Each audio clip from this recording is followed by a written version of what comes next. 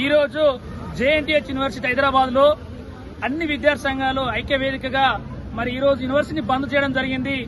దీనిలోనే భాగంగా మరి తెలంగాణ రాష్ట్రంలో ఉన్నటువంటి అన్ని ప్రైవేట్ ఇంజనీరింగ్ కళాశాలలు ఫీజు రీఎంబర్స్మెంట్ విడుదల చేయాలని చెప్పేసి మన బంద్ పిలుపునివ్వడం జరిగింది. ఆ పిలుపుకు మద్దతుగా యూనివర్సిటీ విద్యార్థులుగా విద్యార్థి సంఘాలుగా మేము కూడా మద్దతు తెలపడం జరిగింది.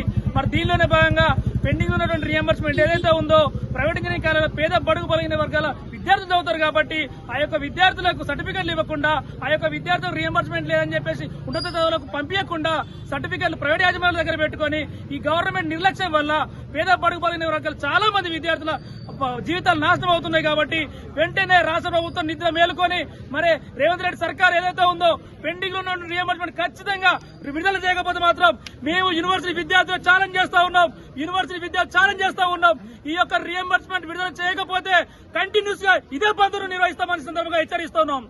Erravelli Jagan, JNT university, Hyderabad.